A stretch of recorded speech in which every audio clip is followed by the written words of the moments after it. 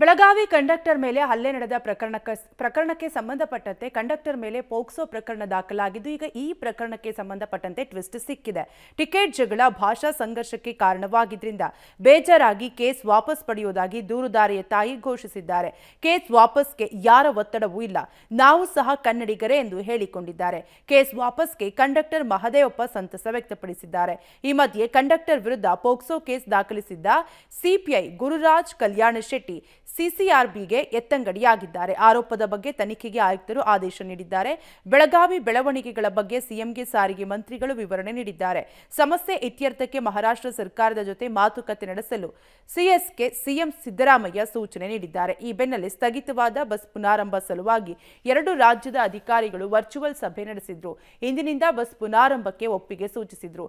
ಬಸ್ಗಳ ಮೇಲೆ ದಾಳಿಯಾದರೆ ಕ್ರಮಕ್ಕೂ ತೀರ್ಮಾನಿಸಿದ್ರು.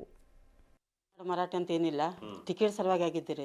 ಟಿಕೆಟ್ ಸಲುವಾಗಿ ಆದದ್ದು ಮರಾಠಿ ಮತ್ತು ಕನ್ನಡ ಅಂತ ಇದನ್ನ ಮಾಡಿದ್ದಾರೆ. ಸ್ವ ಇಚ್ಛೆಯಿಂದ ನಾವು ವಾಪಸ್ ತಗೊಳಕತ್ತವ್ರಿ ಸರ್. ಇದನ್ನ ಯಾರ್ದು ಫೋರ್ಸ್ ಇಲ್ಲ, ಏನಿಲ್ಲ, ಒತ್ತಾಯ ಇಲ್ಲ. ಕರ್ನಾಟಕ ಮತ್ತು ಮಹಾರಾಷ್ಟ್ರ ಇದು ಜಗಳ ಆಗತ್ತೈತಿರಲ್ಲ, ಇದು ನೋಡಿ ನಮ್ಗೆ ಬೇಜಾರಾಗತ್ತೈತ್ರಿ. ಇದೇ ಮುಗಿಸ್ಬೇಕಂದ್ರೆ ನಮ್ಗೆ ನಾವು ಕಳಕಳಿಯಿಂದ ಬಿಡ್ಕೋತೇವ್ರಿ ಸರ್. ಇದಕ್ಕೆ ಜಗಳ ಬೇಡ ರೀ ಸರ್. ಇಲ್ಲ ಸತ್ಯಕ್ಕೆ ಜಯ ಸರ್, ಸಿಗಲೇಬೇಕು ಸರ್.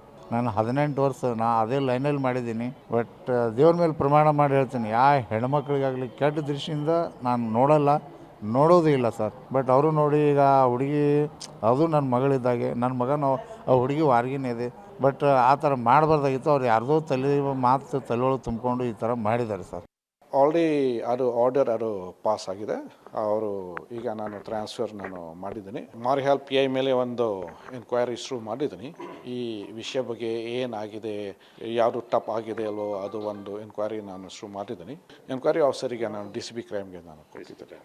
ನಾನು ಮೊನ್ನೆನೇ ಹೇಳಿದ್ನಲ್ಲ, ಇದು ಸುಳ್ಳು ಕೇಸು, ಆಫ್ಟರ್ ಥಾಟ್ ಈ ಗಲಾಟೆ ಆಯ್ತಲ್ಲ, ಅದಕ್ಕೆ ಒಂದು ಕೌಂಟ್ರ್ ಕೊಡಬೇಕು ಅಂತ ಈ ರೀತಿ ಯಾರೋ ಹೇಳ್ಕೊಟ್ಟು ಮಾಡ್ತಿದ್ರು. ಆಮೇಲೆ ಲಕ್ಷ್ಮೀ ಹೆಬ್ಬಾಳ್ಕರ್ ಅವರು ಭಾಳ ಸ್ಪಷ್ಟವಾಗಿ ಅವರು ಹೇಳಿದರು, ಘಟನೆ ಆಗಿದ್ದ ದಿವಸನೇ ಪೋಕ್ಸೋ ಕೇಸು ಯಾವುದೇ ಕಾರಣಕ್ಕೂ ರಿಜಿಸ್ಟ್ರೇಷನ್ ಮಾಡಬಾರ್ದು, ಇದು ಸುಳ್ಳು ಅಂತ ಕೂಡ ಇನ್ಸ್ಟ್ರಕ್ಷನ್ಸ್ ಕೊಟ್ಟಿದ್ರು ಅವರು.